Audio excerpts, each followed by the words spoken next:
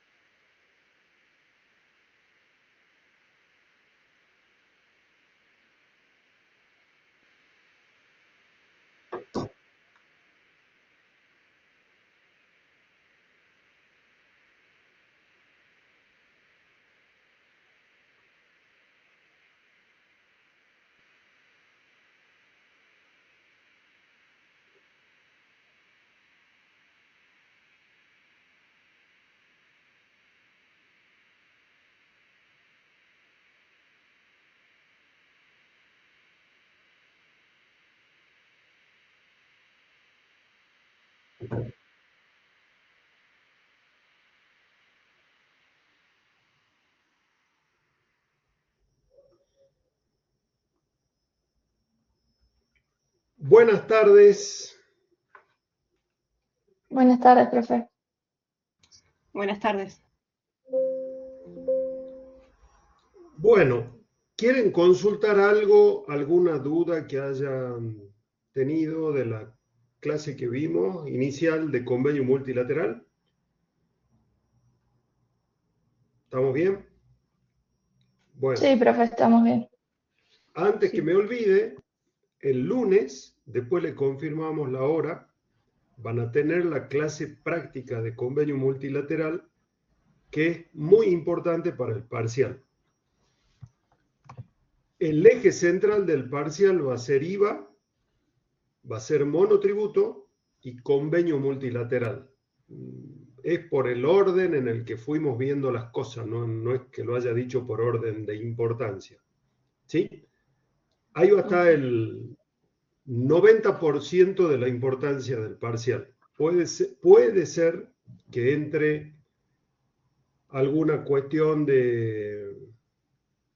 de impuesto interno mínima, pero en los 3 temas que yo les dije, ahí va a estar lo central del parcial.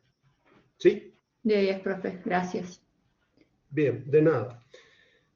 Habíamos terminado la clase anterior hablando de lo que eran ingresos, gastos, cuáles eran computables, cuáles eran no computables. Y habíamos hecho una última diferenciación, creo que ahí habíamos quedado, diciendo que no son computables como gastos aquellos que están vinculados con ingresos no computables. Y entre los ingresos no computables están todos aquellos ingresos que corresponden a lo que hemos denominado regímenes especiales. Todo lo que hemos estudiado en la clase anterior con más profundidad era el régimen general, que dijimos que es el régimen que se aplica a aquellas actividades que no tienen establecida una forma de distribución de base imponible a través de un régimen especial. Entonces, todo lo que no entra en régimen especial, por descarte, subsidiariamente, queda comprendido en el régimen general. Por lo tanto, cuando hablamos de ingresos computables en el régimen general, nunca van a estar los ingresos correspondientes a regímenes especiales y por lo tanto tampoco los gastos vinculados con esos ingresos. En eso habíamos quedado. Cuando recuerden, algo que también les mencioné, este es un esquema completísimo para estudiar, pero no quiere decir que ustedes no tengan que leer la referencia normativa que tienen al pie de la mayoría de las páginas para complementar el estudio de cada una de estas pantallas. ¿Qué nos dicen las normas tanto del convenio en este caso como en otras pantallas también se hace referencia a normas de la resolución general reglamentaria que está vigente? Nos va dando pasos, una vez que ya establecimos que la distribución de base imponible debe hacerse en función de ingresos y de gastos, y sabiendo qué gastos son computables y qué ingresos son computables, tenemos que establecer de qué forma vamos a atribuir los ingresos a cada jurisdicción. Y del mismo modo, de qué forma, algo ya hemos hablado, vamos a atribuir los gastos a cada jurisdicción. Y dijimos, los gastos, a los fines de la determinación de ese coeficiente unificado que buscamos establecer, se van a atribuir a las jurisdicciones donde los gastos son efectivamente soportados. Entonces decíamos, no interesa de dónde salieron los fondos.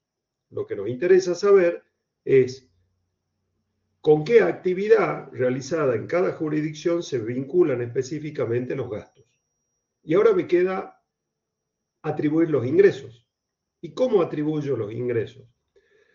Me dicen los artículos 1 y 2 del convenio multilateral que en el caso de operaciones a través de sucursales, agencias o cualquier tipo de local que de forma permanente exista en una jurisdicción, así como cuando en lugar de tener un local las ventas se realizan enviando viajantes a una jurisdicción, a toda ese tipo de operaciones, al momento de realizarse las ventas, se van a considerar realizadas como entre presentes.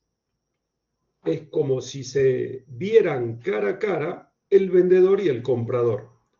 Y esto se da tanto en un local que sea una sucursal, como en los casos en que el contribuyente envía un viajante a una determinada jurisdicción para concretar ventas.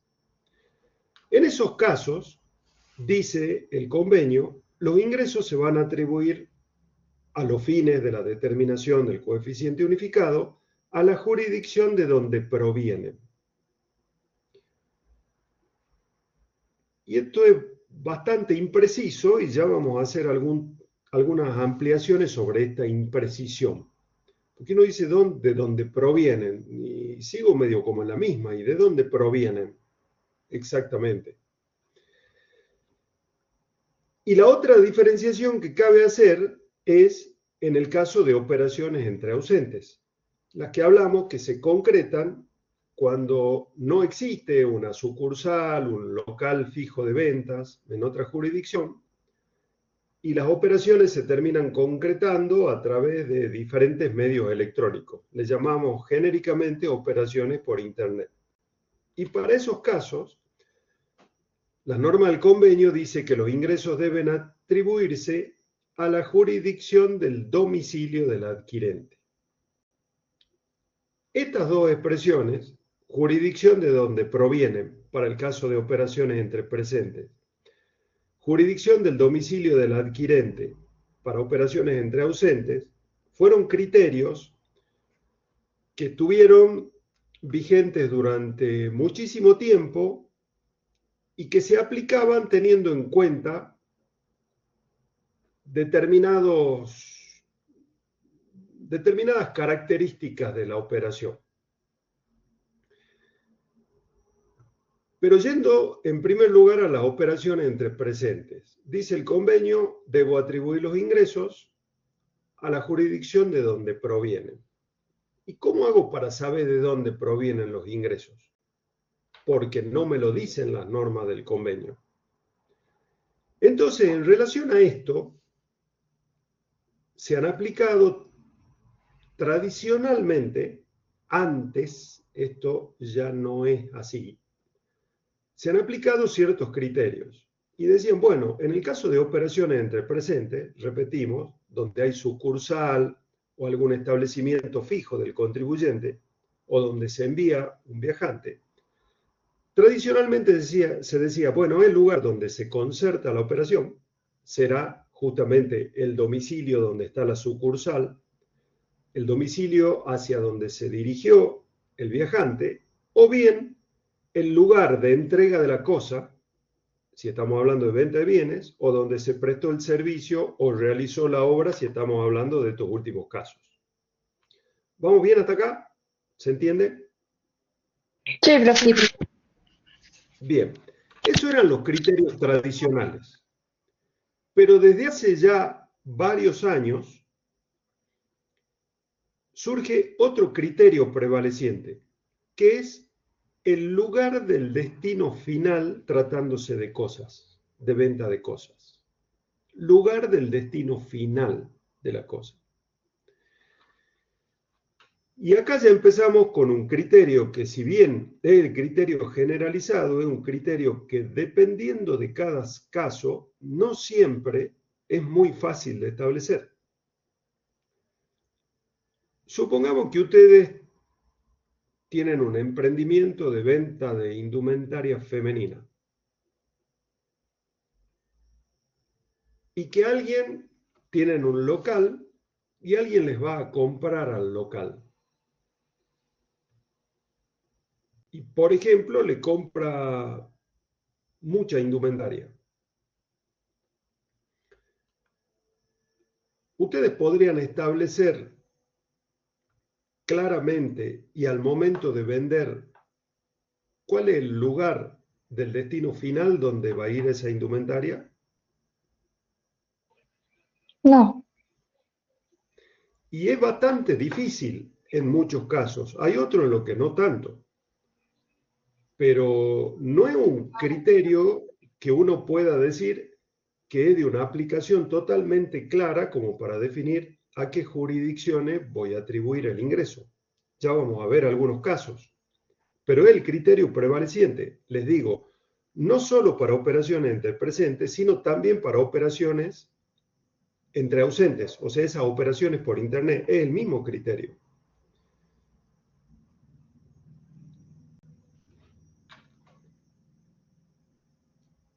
Fíjense esta resolución, acuérdense, no le vamos a pedir número de resolución, es simplemente explicativo todo esto. Fíjense esta resolución del año 2002 de la Comisión Arbitral, en el caso este Unisol, que tuvo que resolver la comisión arbitral. Y en este caso de esta empresa Unisol, realizaba ventas de dos tipos.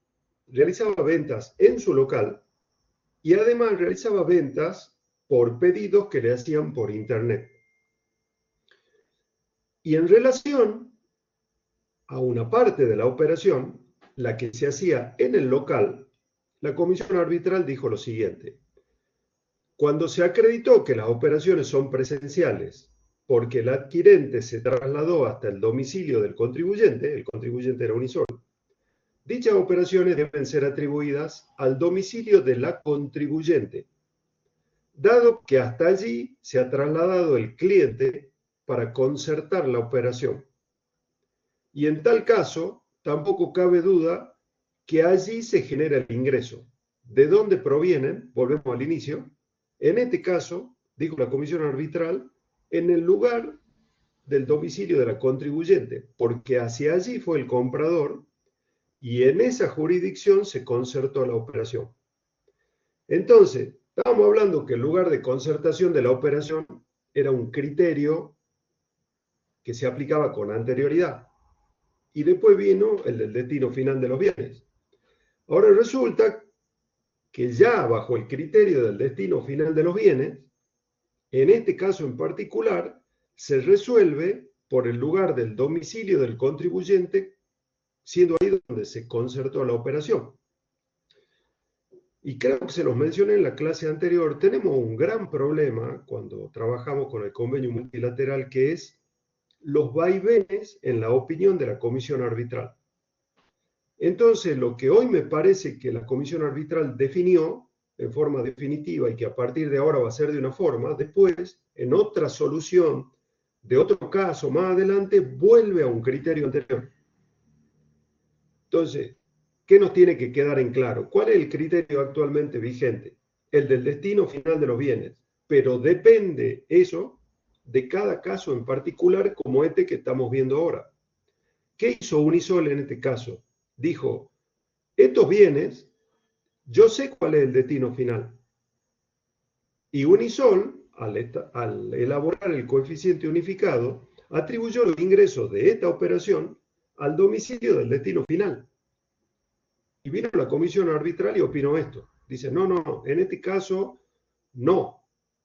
¿Por qué? Porque hubo un traslado del comprador hacia el domicilio del vendedor. Entonces, ese es el lugar de donde proviene el ingreso, porque es allí donde la venta se realizó.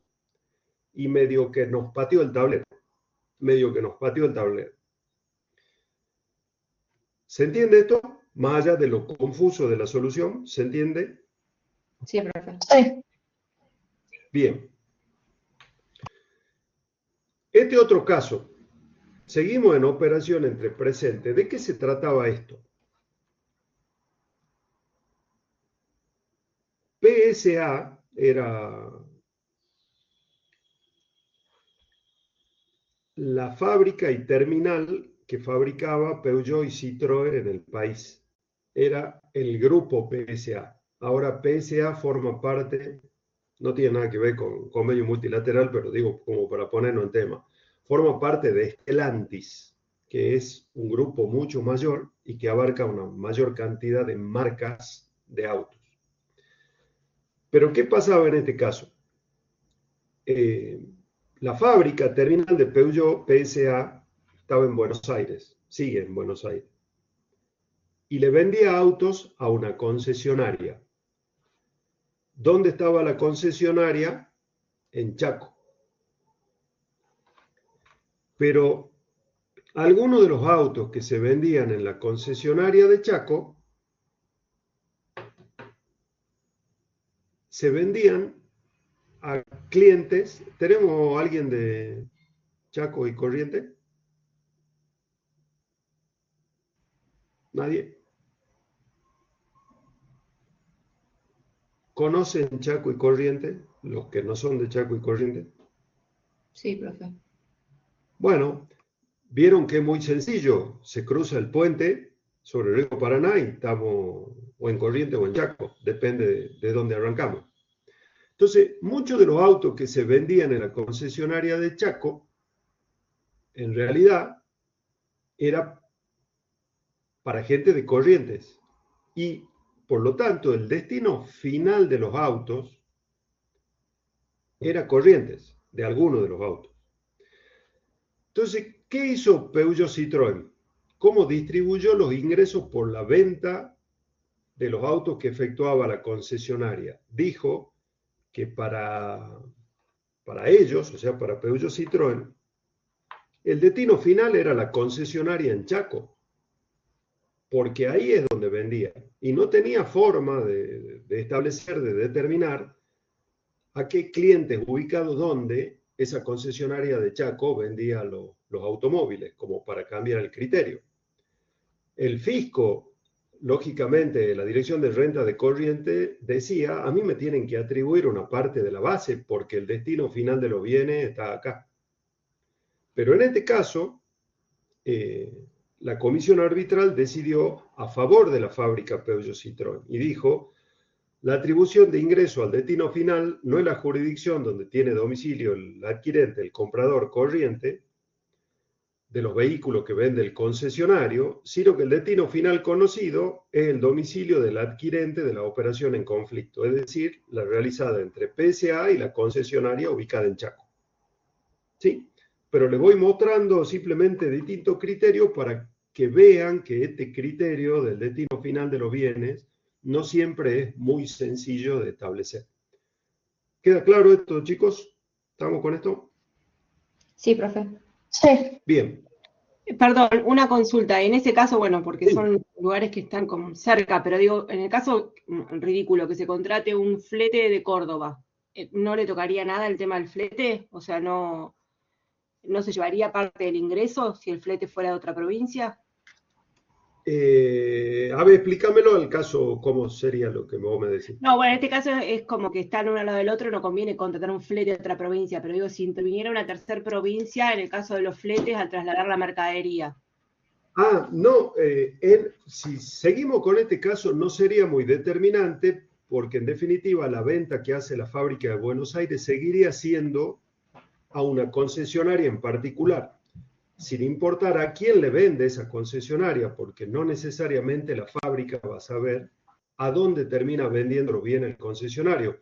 Ustedes vieron que muchas veces en el tema de autos, por diversas cuestiones de mercado, por ahí uno consigue una oferta muy buena en una provincia que puede estar muy lejos del lugar de residencia de cada uno. Entonces, el destino final de los bienes, en la mayoría de los casos, no puede ser establecido previamente por quien vende, en este caso la fábrica, el auto. Hay casos en los que sí se puede establecer, pero hay muchos casos en los que no. Entonces, el flete en ese caso no cambiaría absolutamente nada el razonamiento. Y ha dejado de ser el flete, en realidad, una cuestión muy determinante a los efectos de atribuir un ingreso a una jurisdicción desde que está vigente este criterio del destino final de los bienes. Ok. ¿Algo más, chicos? Bueno, entonces, en general, cuando estamos hablando de a qué jurisdicción atribuir los ingresos que son computables, cuando uno tiene que establecer, en este caso, estamos hablando de las operaciones entre ausente o presente, tenemos que tener en cuenta que hay criterios que se aplicaban con anterioridad, en lugar de concertación de la operación, lugar de entrega de la cosa, pero que desde hace varios años, por resoluciones de la comisión arbitral, ha pasado a cobrar trascendencia el lugar del destino final, tratándose de venta de bienes, o el lugar donde el servicio efectivamente se presta.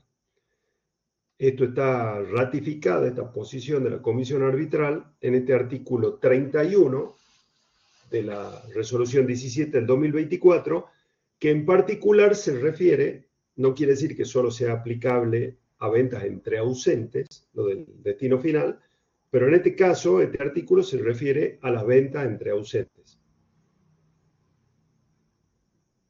En ese caso,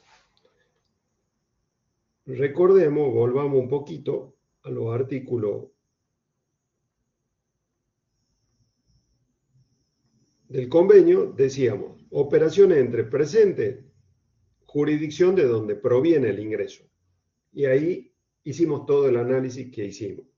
Y en el caso de operaciones entre ausentes, por correspondencia a Internet, será la jurisdicción del domicilio del adquirente. Entonces, esa jurisdicción del domicilio del adquirente es la que, para el caso específico de las ventas entre ausentes, es al que se refiere este artículo 31 de la resolución general vigente. Ya lo dijimos, en el caso de venta de bienes, el lugar del destino final; en el caso de prestación de servicios, el lugar donde el servicio se presta. Y este artículo,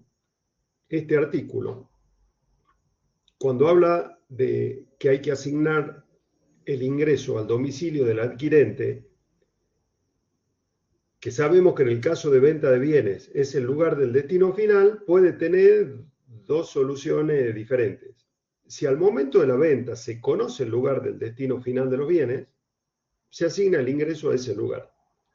Pero, si ese lugar del destino final no se conoce, lo cual es muy probable, la resolución general me da un orden de prelación. Me da un orden de prelación de a qué lugar voy a asignar en ese caso el ingreso.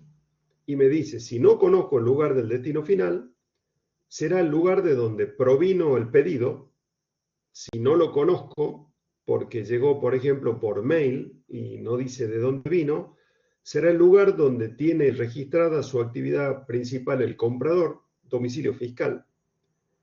Si tampoco lo conociera, es bastante difícil que eso ocurra, será el domicilio de entrega de los bienes. Y si no conociera ninguno de los tres, el domicilio de la sede administrativa del comprador. Pero en definitiva, me da un orden de prelación que tengo que utilizar en el caso en el que yo no conozca el lugar del destino final. Si lo conozco, ese será el lugar al que tengo que atribuir los ingresos en cuestión. ¿Está claro esto? Sí, profe. Sí, profe. Bien. En el mismo caso, estamos hablando ahora de operaciones entre ausentes por Internet. Yo le había dicho el mismo caso de Unisol. Realizaba una parte de las ventas en un local que tenía en Buenos Aires y otra parte de las ventas por Internet. En todos los casos que había hecho Unisol, lo había atribuido al lugar de destino final de los bienes. Y uno diría, hizo perfecto para lo que decía la comisión arbitral. Y yo le diría, sí, hizo perfecto, porque conocía el lugar del destino final y lo podía establecer. Solo que en el caso de las ventas que se han hecho en Buenos Aires, porque el comprador iba hasta ahí, le metió el otro criterio diciendo, no, acá se trasladó el comprador, la venta se concertó en Buenos Aires, ese es el lugar de origen del ingreso. Pues yo le diría que Unisol había actuado bien en base a este criterio que está vigente. Entonces, en el caso de la parte de las ventas de Unisol que eran a través de Internet, dice, cuando está acreditado que la operación es celebrada por medio a distancia, por Internet o a través de un viajante que lo visita en su domicilio, no cabe duda que toma importancia el lugar del destino final de los bienes, que habitualmente es el domicilio del adquirente. Habitualmente. No quiere decir que el bien termine en el domicilio del adquirente, pero habitualmente es así. Siendo este el lugar, o sea, el del destino final de los bienes, en principio, domicilio del adquirente, el lugar de donde proviene el ingreso.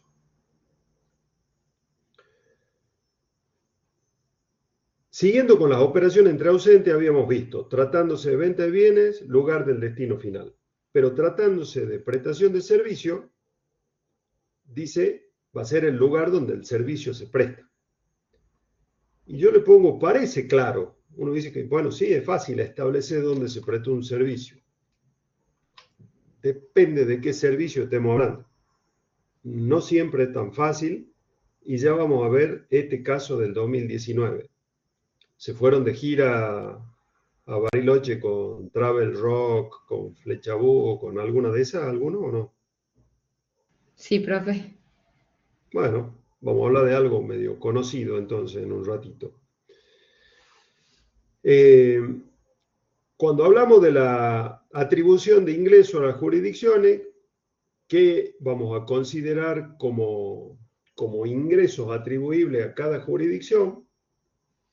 Los ingresos brutos totales, y como siempre hemos visto, tanto en ganancias como en IVA, como en todo, es neto de devoluciones, bonificaciones, descuentos. Y voy a tener en cuenta, si son ingresos computables, voy a tener en cuenta ingresos grabados y exentos o grabados a tasa cero. O sea, no interesa cuál es el tratamiento que a los fines del impuesto sobre los ingresos brutos tienen esos ingresos en cada jurisdicción. Puede estar exento, pueden ser no grabados, pero de todo modo, a los fines de la determinación del coeficiente, yo tengo que atribuirle esos ingresos a la jurisdicción, siempre que los ingresos sean computables desde el punto de vista del convenio multilateral. Ingresos no computables, ya algo habíamos hablado, los ingresos por exportaciones, valor patrimonial proporcional y diferencias de cambio, los correspondientes a regímenes especiales, recupero de, esto es un textual lo que dicen las normas del convenio, recupero de deudores incobrables, recuperos de gastos, ventas de bienes de uso. Las ventas de bienes de uso, además, esto es como un dato adicional, en general no están grabadas en ninguna jurisdicción por el impuesto sobre los ingresos brutos. De todos modos, y a pesar de que no tiene nada que ver con eso, están establecidas como ingresos no computables a los fines de atribuir ingresos a las jurisdicciones para determinar el coeficiente unificado. Subsidios estatales, los recuperos de impuestos tampoco. Acuérdense que los impuestos, tasas, no eran computables como gastos. Sus recuperos no son computables como ingresos.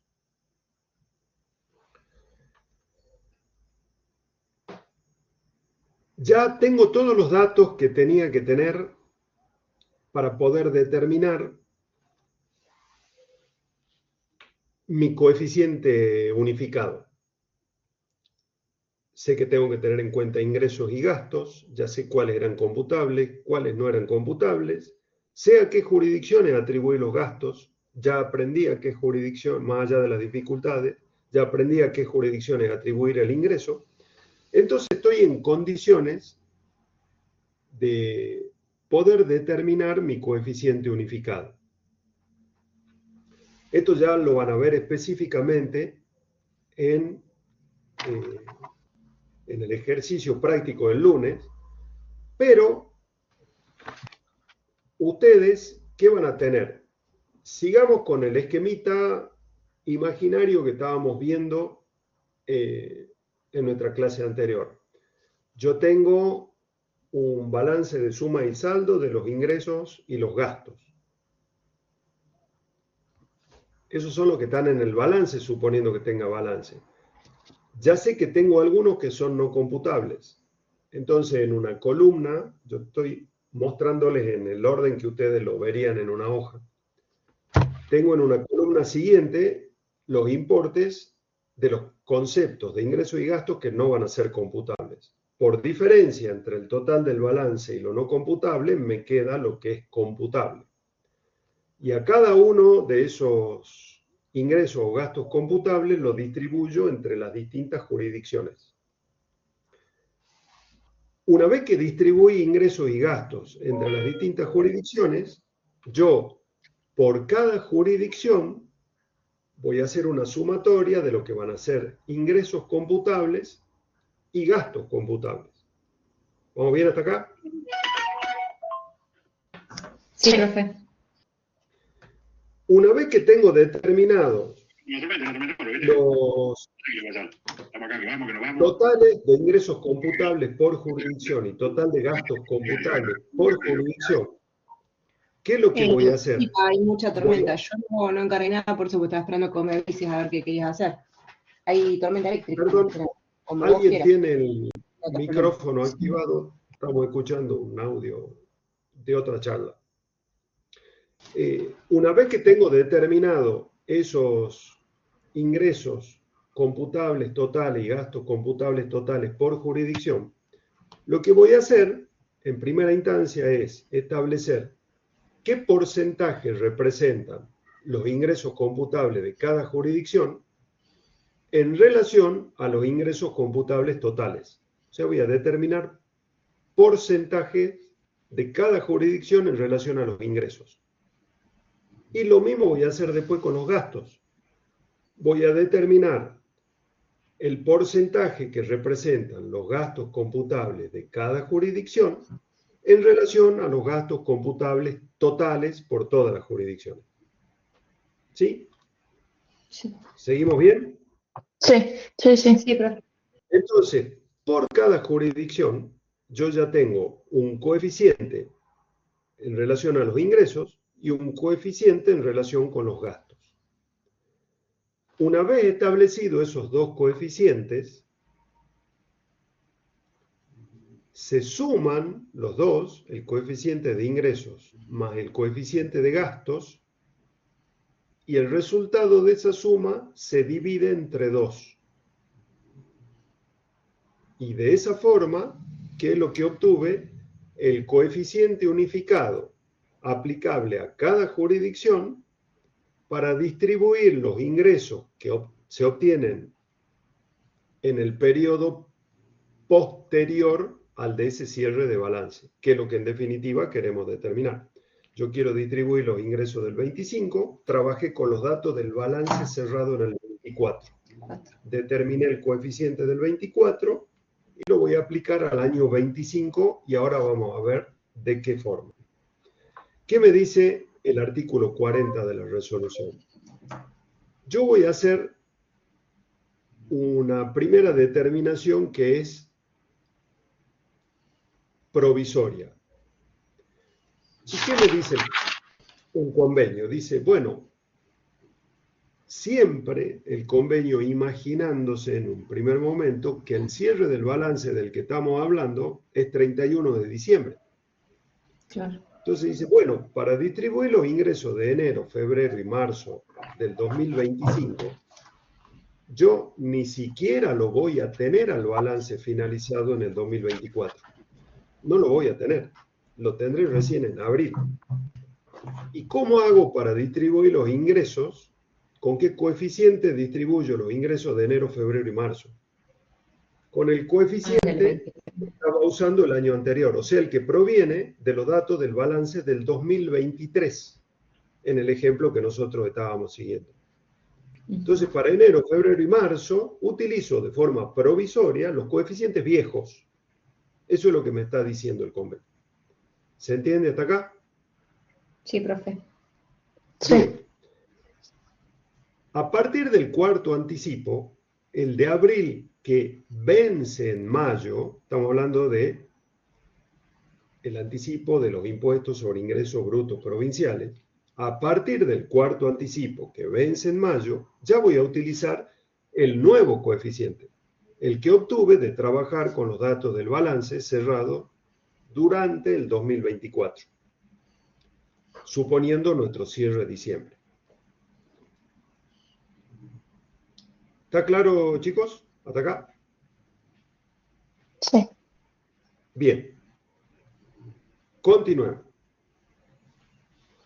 En ese mismo cuarto anticipo, aparte de utilizar el nuevo coeficiente para distribuir entre las distintas jurisdicciones los ingresos del mes de abril, lo que tengo que hacer es ajustar los anticipos que determiné en los meses de enero, febrero y marzo.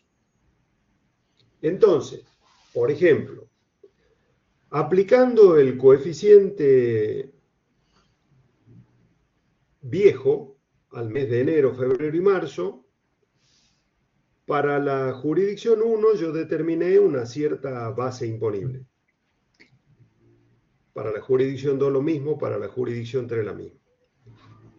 Volviendo a determinar sobre los ingresos de enero, febrero y marzo, cuáles son las bases, pero utilizando el nuevo coeficiente, voy a establecer que se generan diferencias entre lo que debió haber sido enero, febrero y marzo de haber tenido yo disponible el coeficiente nuevo.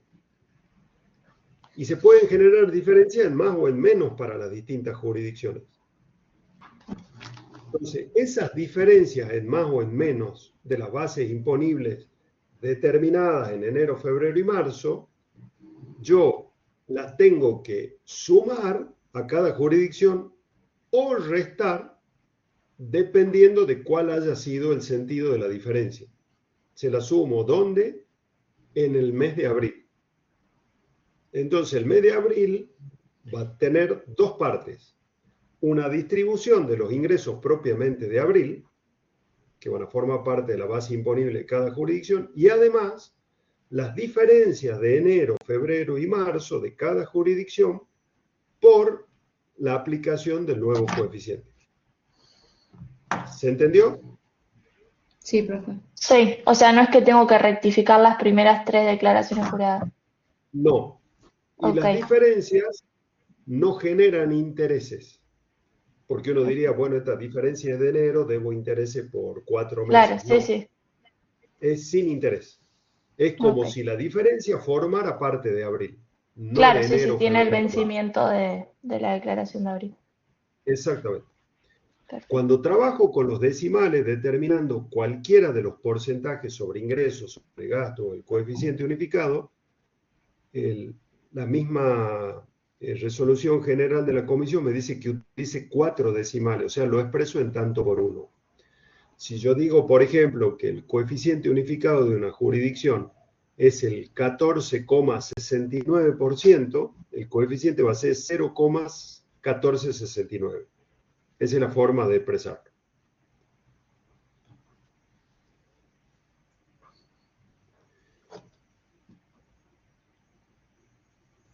Nosotros habíamos dicho, las normas del convenio es como que parten de la premisa, cuando hace esta diferencia entre enero, febrero, marzo y abril, como que la mayoría de los cierres de balance, cosa que es cierto, se producen el 31 de diciembre.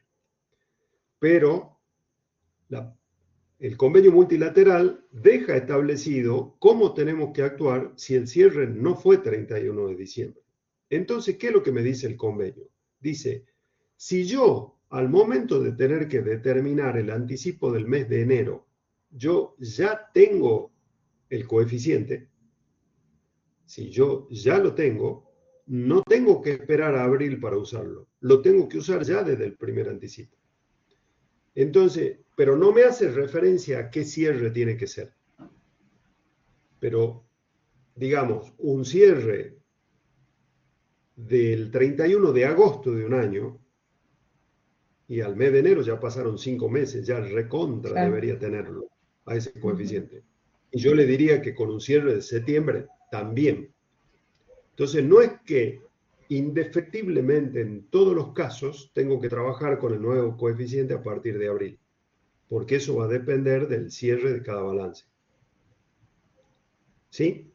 Tampoco sería excusa, no sé, por decirle, se me ocurre ahora, tengo cierre en agosto y trabajo en enero, febrero y marzo del año siguiente con coeficiente viejo. Y viene algún fisco y me objeta, y yo no le puedo decir, no, lo que pasa es que yo no tenía el coeficiente porque el contador se atrasó con el balance y no lo tuve hasta julio del año siguiente. No es una excusa. Y ahí sí, como yo ya hubiera tenido disponible el coeficiente nuevo para enero, ahí sí me podrían determinar diferencias con intereses, porque yo ya debía haber trabajado con el nuevo coeficiente. Es una situación diferente. ¿Se entiende, chico, esto? Sí, profe. Sí. Bien. Cuando hablamos, ya lo mencionamos en la clase anterior, cuando estoy hablando de que tengo un balance, los datos de los ingresos y los gastos que tengo que utilizar son los expresados en moneda contante. Si yo no llevo balances, tengo que elaborar los coeficientes considerando ingresos y gastos que surgen de la documentación. Por lo tanto, en el caso del que no lleva libros, esos datos no van a estar expresados en moneda contante, van a ser los datos nominales históricos que surgen de la documentación respaldatoria pertinente.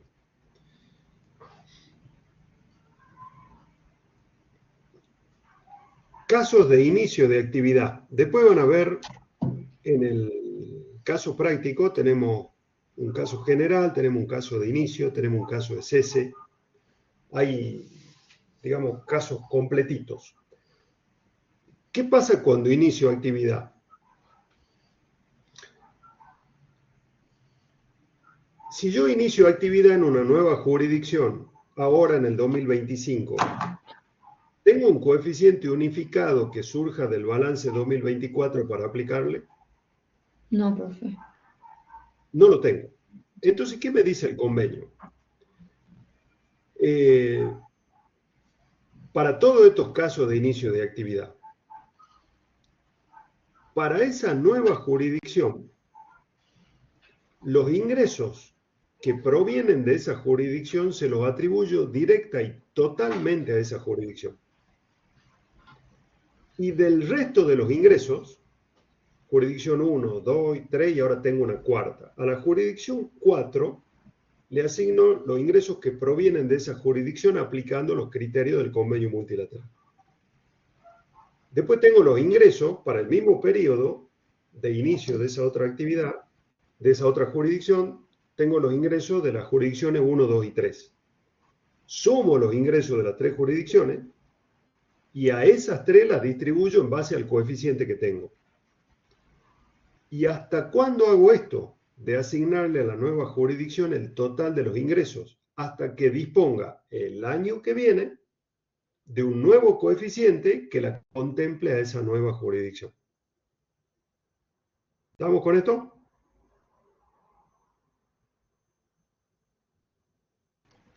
Sí, profe. ¿Sí? Bien. Esos son los casos de inicio.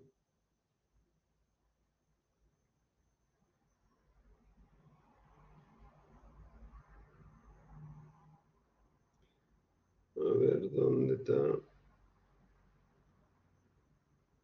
Acá. Acá. Una cuestión importante. Que para cualquiera de las diferentes variantes de los casos de inicio. Supongamos que la actividad en la nueva jurisdicción se inicia ahora, en el mes de octubre, y que el cierre del balance es diciembre. Para que esa jurisdicción quede comprendida en un nuevo coeficiente unificado que voy a determinar para aplicar el año siguiente, la actividad en esa nueva jurisdicción se tiene que haber desarrollado durante al menos 90 días corridos hasta el cierre del ejercicio. Si tenemos cierre de diciembre y la actividad en esa nueva jurisdicción la empezamos hoy, ¿tengo 90 días corridos hasta el 31 de diciembre? No. No. ¿Qué quiere decir? Que en esa nueva jurisdicción yo voy a tener que seguir declarándole los ingresos totales de esa nueva jurisdicción, inclusive el año que viene. Okay. Recién en el cierre del balance del año que viene ya va a tener los 90 días para poder determinarle un coeficiente. ¿Sí? ¿Queda claro esto? Sí.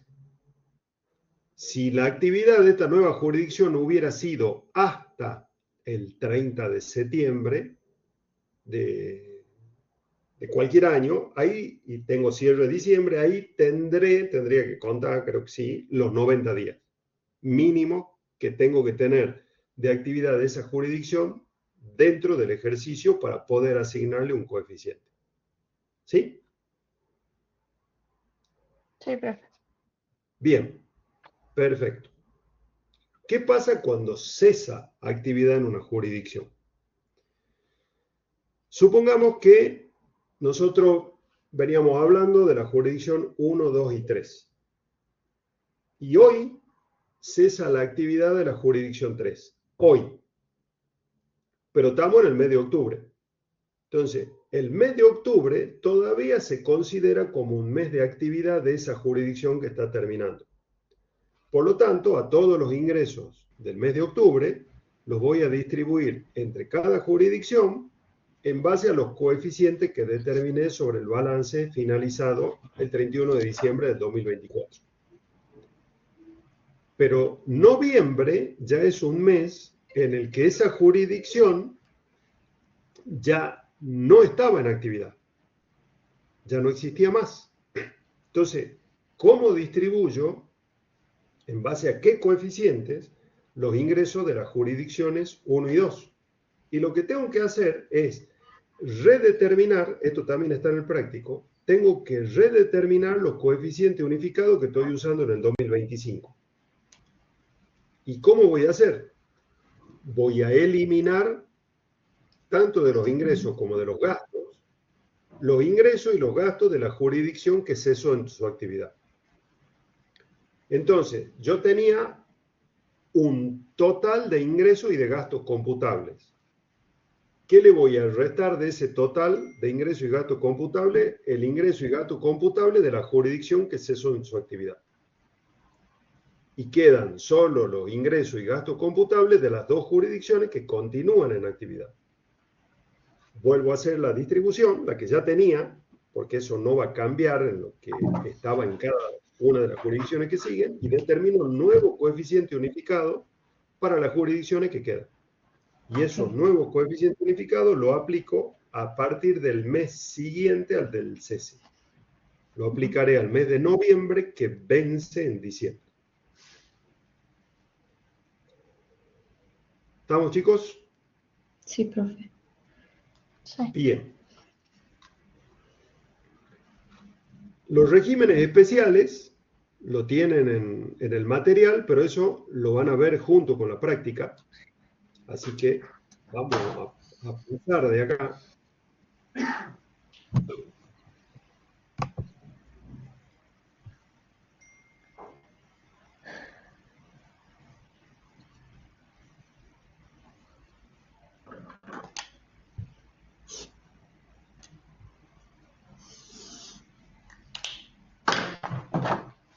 Ya vamos a volver a esto, que sí es importante, muy importante. Pero lo quiero llevar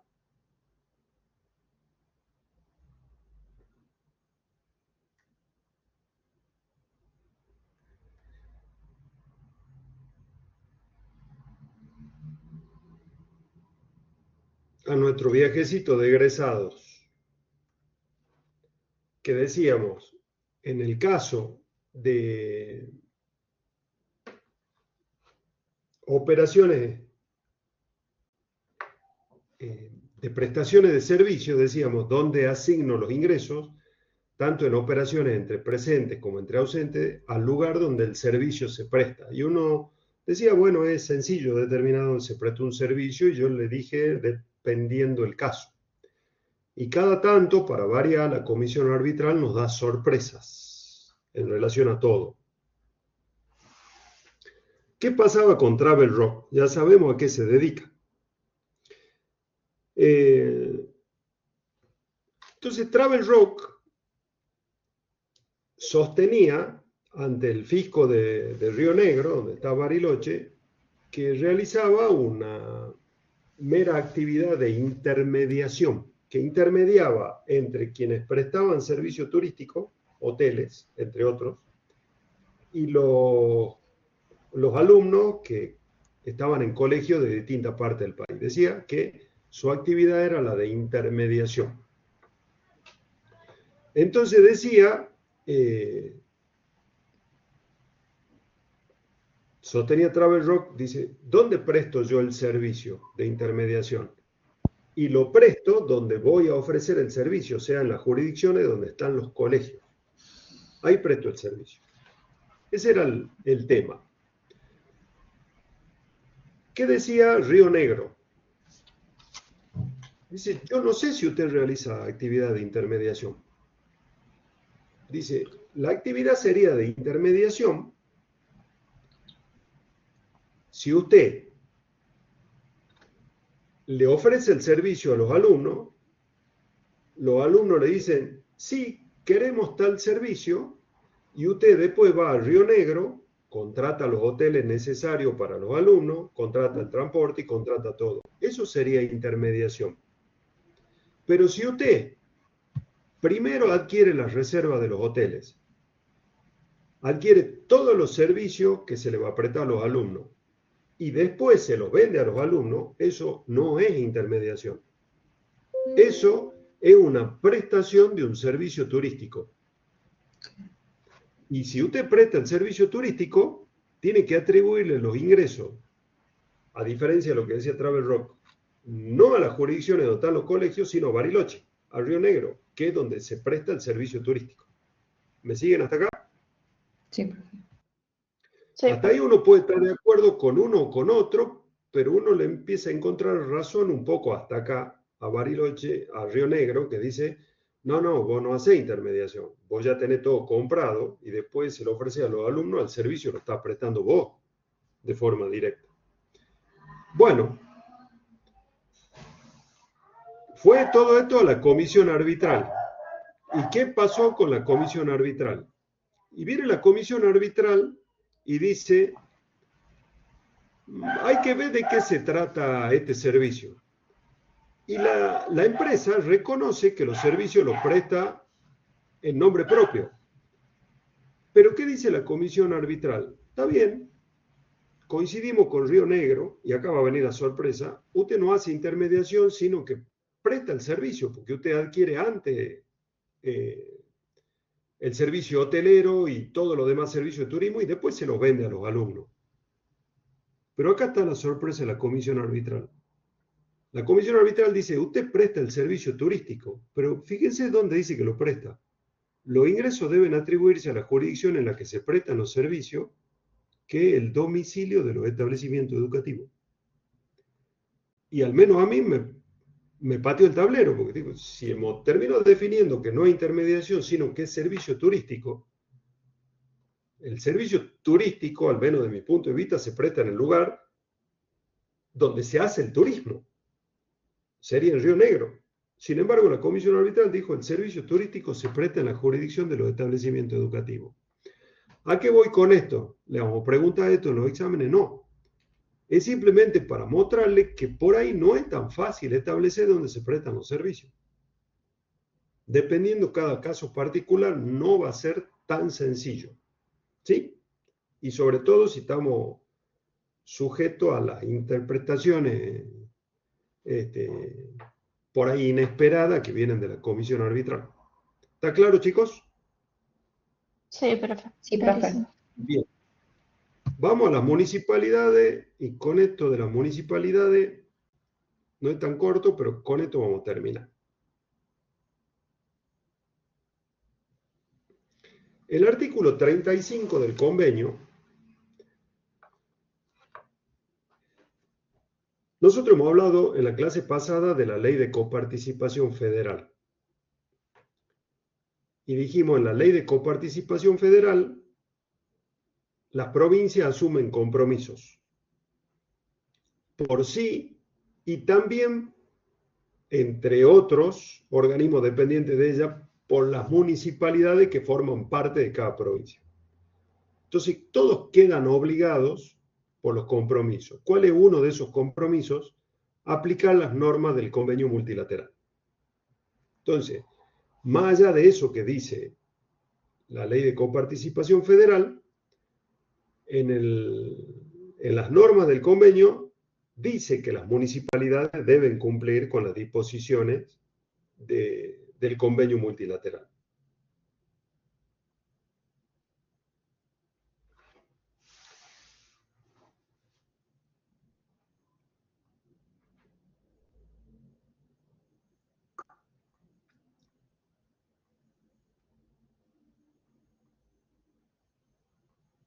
Después vamos a ver esto. ¿Y qué implica esto de aplicar las normas del convenio multilateral? Nosotros que hemos dicho, ¿cuándo aplicamos convenio multilateral? Cuando un contribuyente ejerce una actividad en una o más etapas en más de una jurisdicción provincial. Y así hemos distribuido en base a nuestros coeficientes las bases imponibles entre las distintas jurisdicciones provinciales. El segundo párrafo de este artículo 35 nos mete en un problema peor todavía. Porque, ¿qué pasa? Puede ser que dentro de la provincia ese contribuyente ejerza la actividad en más de una municipalidad, en más de una jurisdicción municipal. Entonces, ¿qué dice el segundo párrafo del artículo 35? La distribución del monto asignado a la provincia, a eso se refiere, entre las jurisdicciones citadas, entre las municipalidades, se hará con arreglo a las disposiciones del convenio, si es que no existe un acuerdo dentro de la provincia que reemplace a las disposiciones del convenio. ¿Esto qué quiere decir? Que una vez que establecí cuál es la base atribuible a una provincia, a esa base la tengo que distribuir entre las municipalidades aplicando las normas del convenio. Solo que esta vez las jurisdicciones no van a ser provincias, sino que las jurisdicciones van a ser cada uno de los municipios entre los que se ejerce la actividad. ¿Se entiende? ¿Se entiende y se toma la dimensión del problema que es? Sí, un lío. Sí, profe. Un lío bárbaro. Exactamente, para decirlo en criollo, un lío bárbaro. Entonces dice, si hay un convenio en la provincia para distribuir, se aplica ese convenio, ese arreglo. Si no hay un arreglo preestablecido, se aplica la norma del convenio multilateral. Y ya tengo un problema grande. Ya tengo un problema grande. Y a ese problema grande se agrega otro problema interpretativo, que es el último párrafo.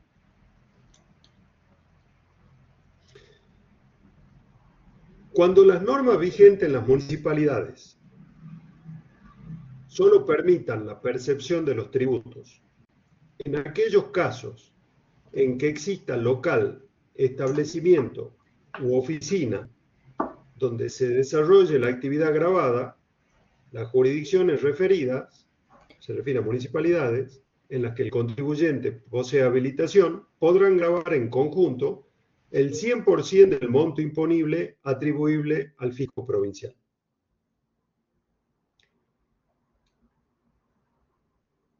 Las tasas municipales a las que nos estamos refiriendo, acá tenemos la tasa por inspección de seguridad, salubridad e higiene de la municipalidad de la ciudad de Salta. La descripción de los hechos imponibles de las tasas como esta, que hay en todo el país, toda la municipalidad del país, es muy similar. Entonces, ¿qué es lo que graban estas tasas municipales? La prestación de un servicio municipal tendiente a preservar la seguridad, salubridad e higiene en locales. O sea, es una prestación de servicio que las municipalidades realizan en locales. Por lo tanto, si no hay un local, no puede haber una prestación de servicio de este tipo y por lo tanto no habría tasa. ¿Sí? ¿Estamos de acuerdo en eso? Sí, profe. Sí. Volvamos acá. ¿Qué es lo que dice este párrafo? Dice, una vez que yo asigne una base a una provincia aplicando las normas del convenio, ¿qué porción de esa base pueden atribuirse cada una de las municipalidades en las cuales se ejerce la actividad? Y dice, bueno, las que tienen local se van a poder atribuir el 100%, o sea, se van a atribuir el 100% de la base que se asignó a la provincia. Y acá hay dos interpretaciones.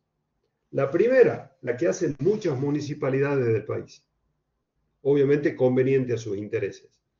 Si esa actividad se realiza en varias municipalidades, pero, por ejemplo, solo una tiene local, esa municipalidad que tiene local dice, toda la base de la provincia me la atribuyo a mi jurisdicción, porque acá tiene local y acá va a pagar la tasa. Esto que implica que una municipalidad donde está el local se va a apropiar de una base por una actividad que no se realizó en su territorio, siempre se discutió como que era totalmente inconstitucional, porque estaría ejerciendo una potestad tributaria sobre un ingreso producido en un territorio que no es el de la municipalidad. ¿Se entiende? Y esto lo terminó diciendo en ese sentido la Corte Suprema.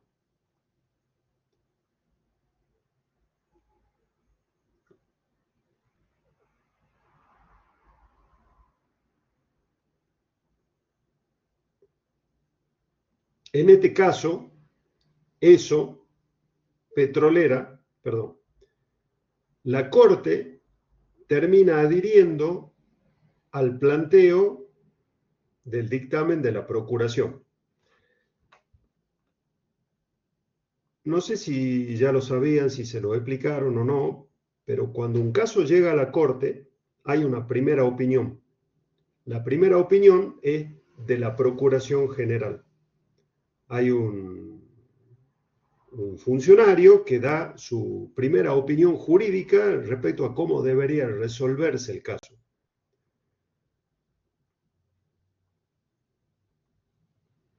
A ver si está acá.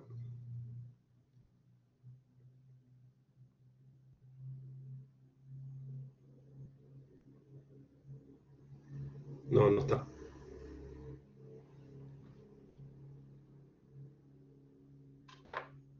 Bueno, le voy a tirar flores, chicas. Los dictámenes más brillantes de la Procuración ante la Corte son emitidos desde hace muchos años por una mujer que se llama Laura Monti. La verdad que las fundamentaciones que hace la mujer de cada uno de los dictámenes son maravillosas. Y en relación a esto en particular, comienza diciendo, sí, tal como dice el convenio, si no hay un acuerdo dentro de la provincia para distribuir la base entre las municipalidades, se aplica la norma del convenio. ¿Para qué se aplica el convenio? Para medir cuánto de la actividad se realizó en cada jurisdicción. Mediante la aplicación de este mecanismo, dice ella, cada municipio queda acotado a gravar únicamente la porción de ingresos que corresponden a la actividad desarrollada dentro de sus límites. Dentro de sus límites, evitando los desbordes territoriales. El convenio, en ese último párrafo que vimos, no prevé la posibilidad de que el municipio que tiene el único local de la provincia se apropie de la base que corresponde a otro municipio. No es eso lo que dice. Dice, ese último párrafo no puede ser entendido como un permiso para que los municipios que tienen local se apropien de ingresos originados en actividades desarrolladas fuera de sus límites. La pretensión de ese municipio donde funcionaba el único local de computar los ingresos provenientes en actividades de otro municipio implica un inaceptable desborde de los límites territoriales de su poder de imposición. Por lo tanto, si ustedes en algún momento se toparan con un problema de este tipo, sepan que ya existe, en realidad no es el único, pero que ya existe un importante antecedente de corte que dice que eso no se puede. Entonces, si los municipios en los que se ejerce la actividad son varios y solo en uno hay local, se le atribuirá como base a ese municipio la parte que le corresponda por la actividad desarrollada en ese municipio.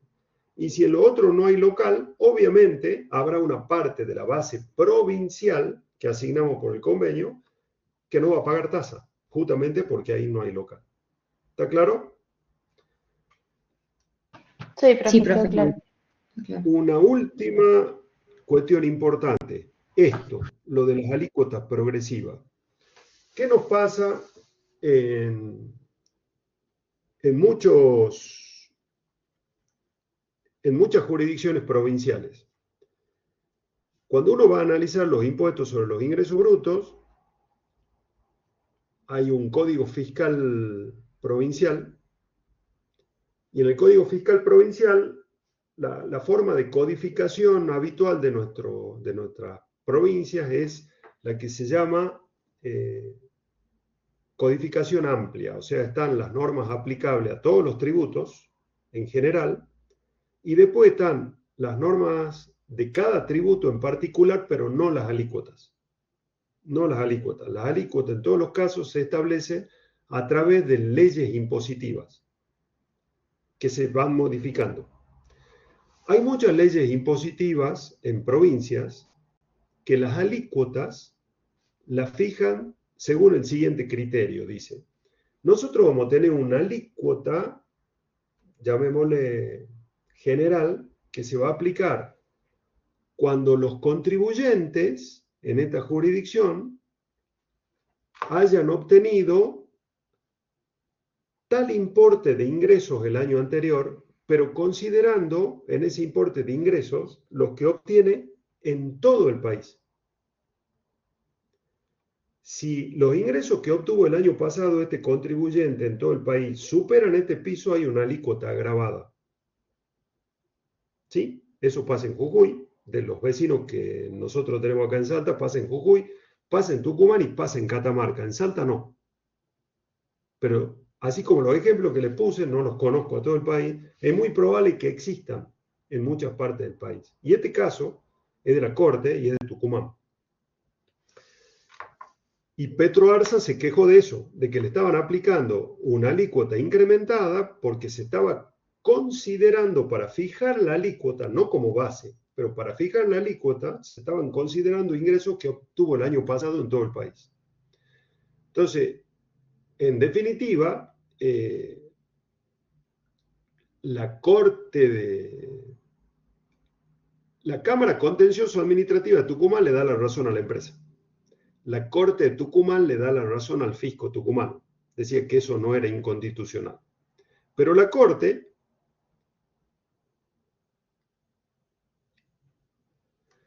dice, ninguna, de nuevo, acá está, ¿ves? Acá sí figura el nombre, Laura Monti, de nuevo en su dictamen. Dice, ninguna provincia puede legislar si no es con referencia a las cosas y a las personas que se hallan dentro de su propia jurisdicción. Cada provincia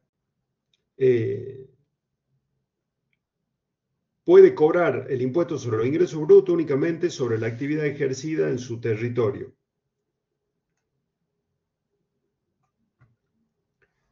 Y termina diciendo, tanto para formar la base como para graduar la intensidad de la carga mediante el incremento o disminución de la alícuota, los ingresos generados por actividades desarrolladas fuera de la provincia son un parámetro extraño para medir la actividad generadora de riqueza que se produce en el ámbito físico del Estado.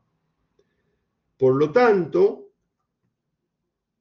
claramente dice que la base y la alícuota deben cumplir con el requisito de sustento territorial, quedando excluido tanto para establecer la base como para establecer la alícuota los ingresos obtenidos fuera de la provincia. Entonces, esta otra cuestión importante, ténganla en cuenta con su cliente, que si un fisco pretende, supongamos que ustedes presentaron sus declaraciones juradas aplicando la alícuota general, la común, no la incrementada, y el fisco pretende hacerle un ajuste, ahí tienen el antecedente que dice que esto es inconstitucional. ¿Sí? Que es algo bastante común. ¿Queda claro, chicos, esto? Sí, sí, profe. Sí, profe. Terminamos la clase, terminamos convenios, salvo los regímenes especiales que lo van a ver en la práctica. Acuérdense, la práctica la van a tener en clase sincrónica el lunes, se la va a dar José, y ya les va a publicar José exactamente en qué horario se la va a dar. Seguramente va a ser un horario parecido a este, pero ya le va a avisar él el horario. ¿Está claro, chicos? Buenísimo. Sí, profe. Bueno, le vamos a subir una clase teórica de impuestos internos y la semana que viene también van a tener una práctica de internos. No vamos a tomar eso en el parcial. Se lo aclaro desde ya para que no ocupen tiempo de estudio para el parcial en algo que no vamos a tomar. Y en la clase teórica, la clase teórica la di yo, ustedes van a ver, porque lo repito varias veces en la clase, qué es lo importante que tienen que saber de internos para los casos en los que preguntamos cosas de internos en los finales que no es lo habitual. Pero si lo preguntáramos de la clase teórica le va a quedar claro qué es lo que necesitan saber. Y cualquier duda nos van preguntando. Gracias, profe. Bien. Excelente, profe, gracias. Que tengan buenas noches. Nos estamos viendo. Igualmente. Hasta luego. Chao, chicos.